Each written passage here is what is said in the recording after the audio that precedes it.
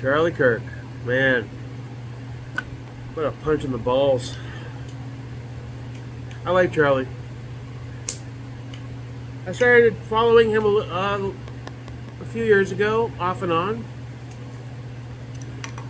I've never been a very religious person. I mean, I was baptized at 19, for fuck's sake. My mother, a left-leaning family, we weren't really big on religion. She said that I wanted you to choose your own religion when the time was right. That kind of hippie shit. After all the jail stuff went on, during that process towards the end, I started the rites to Catholic initiation through the church I attended when I was younger with my aunt, St. Maurice Church in Hollywood, Florida. Father Sean was actually a really nice guy. I mainly did it to look good in case things didn't go my way. I'm not going to lie. Improving myself, making better choices. It was interesting. For like 6 to 8 weeks, you went once or twice a week and you sat for a couple hours. You talked about the Bible and what it meant, and But I wasn't hardcore about it. But it stayed with me. And then I got baptized at 19 with a white robe. My mother took 100 photos. I was in like 1.2 of them at a weird angle. And I was baptized Catholic.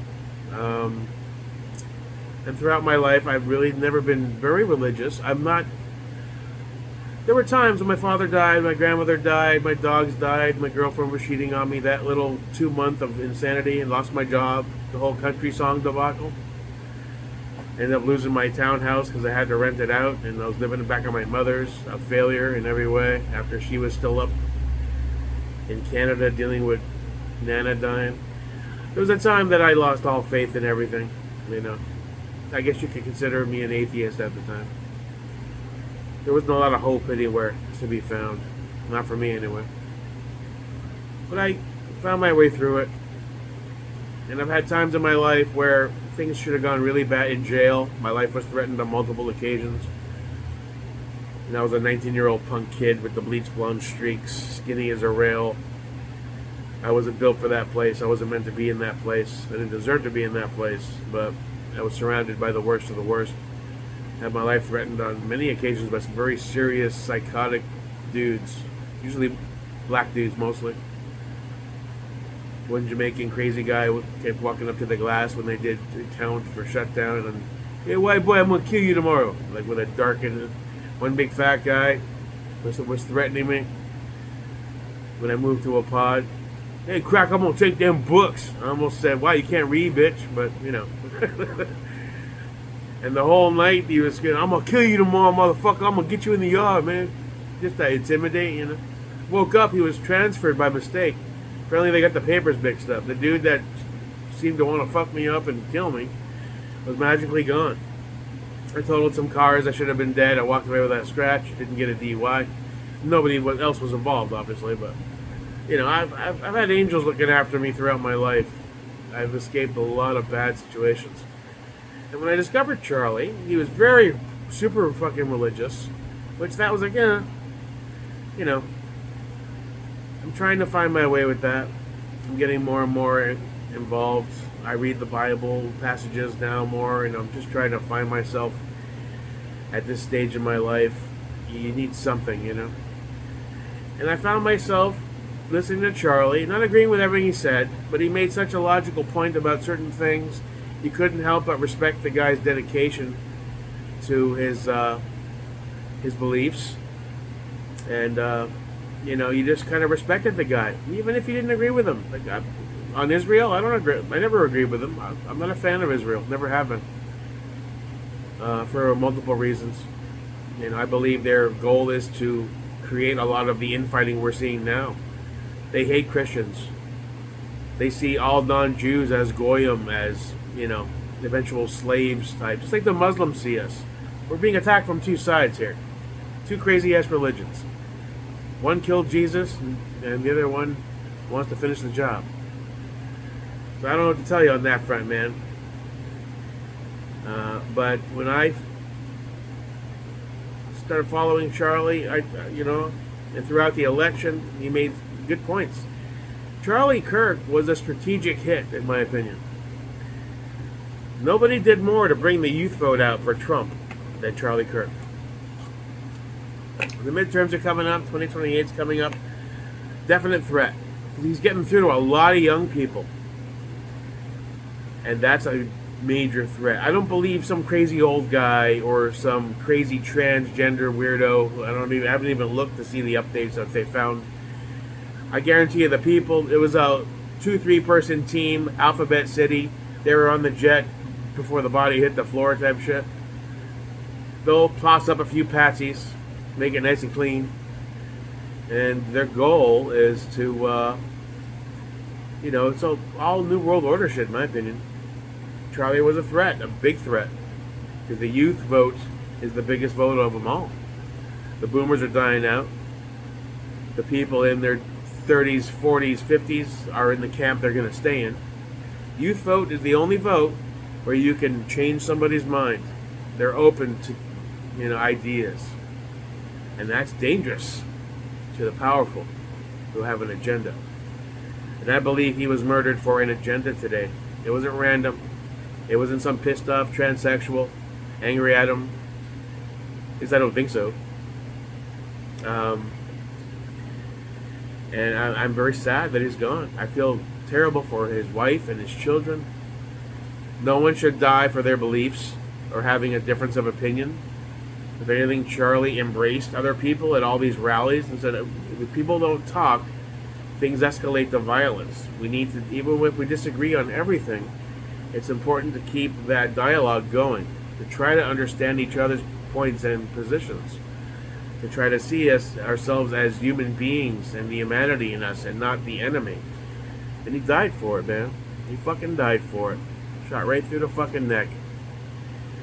Likely from 200-300 yards away from a sharpshooter that basically had a perfect zero and knew his wind calls but wanted to make it look a little sloppy because it was too perfect of a shot. People would wonder why. I could be completely wrong. I don't know. I know the world's a darker place today without him in it. I didn't agree with him on a lot of the stuff he did, like Israel and all that, but I respected his belief system. He was a family man. He loved his kids. He loved his family, and he believed in America. He believed that in what we used to be, what we could be again, and I supported him in a lot of ways. Not every way. Shut up, dog! The Mustang turns on, he goes ballistic. Yeah, I'm very sad about that. My heart goes out to the family. No one should have to die for their beliefs. If you're outspoken against one thing or another, that's your opinion, man. This is America. It's not the Middle East yet. We're on our way, though. Have you seen Michigan? And Texas? Lots of other places. Florida has some crazy... They're trying to buy up churches and they're building mosques all over the place. Fuck me, man. We are living in strange, dark times. And I believe darker days lie ahead. I truly believe that. I believe that humanity itself has reached its peak and we're doing this. Deadly viruses created in labs to sterilize us if they don't kill us. Reduce global population. Patriot Act on steroids. Digital currency to control you. What you can do, what you can buy, what you can eat, where you can go. Global surveillance on a massive scale. Control. It's the Matrix with 1984 by Orwell on steroids, man. It's scary as fuck. And who knows what's coming next. I don't know, man. Keep your head on a swivel, watch your six, as they say. But Charlie dying today, I was praying for him. I was hoping maybe it's by some miracle. I saw the shot. I saw the close-ups of the shot right through the neck, straight through the carotid, man. I asked some dudes in a group, I was like, you military guys, this is a Widowmaker kind of hit, isn't it? Yeah, I doubt very much he's going to survive that. Some were shocked he survived before he hit the floor. It's that kind of hit, so. I don't know what to tell you, man. Well, things are getting darker in lots of ways. Well, my beer is coming. Hold on. Went over to Publix, I bought some beer, bought some chicken wings, bought some Krispy Kreme donuts. I was like, I ain't trying to be good today. I'm depressed and sad. I'm gonna drink a few for Charlie. Might even listen to some fucking music. Fuck this neighbor asshole. I'm in mourning. Nah, I'm just kidding. I'll put my earphones on. I don't want no drama with the cops. Fucked up sad, man. I like Charlie a lot. He made me look inside myself when it comes to the religion aspect to try to be better. You know, to try to understand religion more and Christianity and actually reading Bible verses when I've never been hardcore about it. Scott's super religious. I've been trying. Because you feel this emptiness inside when you don't believe in anything. And when I started to believe in something again, I felt warmer inside. I felt better. Like, not that things are going to go my way or life will get better. That's based on choices, situation, a little bit of luck. But a sense of purpose to say, all right, we're going into the final chapter or two of my life. How do I want to finish this fucker off? Angry at the world and everything in it, believing in nothing? No. Pretty soon my mom will be gone probably, and it'll just be me. No family, no friends, just me and whatever dogs I have at the time. And you gotta find your way through that kind of shit while holding on to your sanity and your humanity and your morality. And Charlie helped me move forward in that respect in a lot of different ways. And it breaks my heart that he's gone. I still feel terrible for his family, his two little adorable girls. I believe they're both girls. His beautiful wife. My God, what she is going through right now. He had such a future for, a positive, not now. A lot of people hated him. His anti-trans positions, I get it. The far left in general despise him. MSNBC and CNN today were talking shit after he got shot. He deserved it, blah, blah, blah. Just like they say that the white girl probably deserved it. Because Black Lives Matter is entitled to kill white people. Don't get me started on that, man. Times are strange and dark. You gotta put your phone down in public. Keep your head on a goddamn swivel. Arm yourself responsibly, legally. Don't get lost into the matrix in your palm. Put it away until you get home at least. Don't put yourself in bad situations. Keep your back to walls. Stay vigilant. And above all else, believe in something. No matter what it is, as long as it's positive. Rest in peace, Charlie.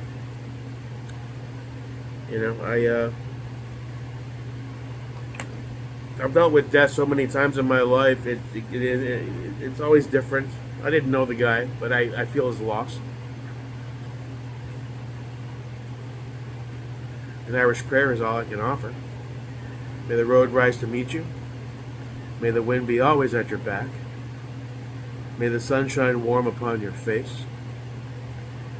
May the rains fall soft upon your fields. And until we meet again, may God hold you in the palm of his hand. Amen. Rest in peace, Charlie. We shall avenge you. I don't know. We'll see what happens, Captain. Things are getting dark and weird, man. I'm just trying to hold on to some semblance of hope. There ain't much left these days, but I'll keep trying. Moving on forward. And I wish the same to you and yours.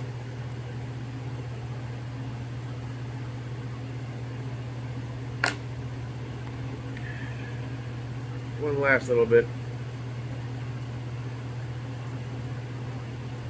Charles James Kirk, born October 14, 1993, died September 10th, 2025.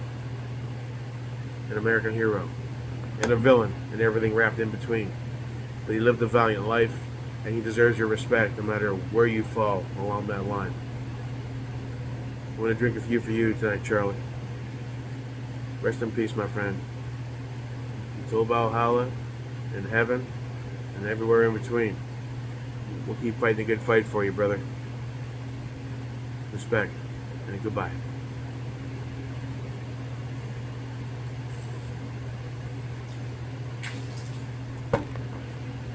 Peace.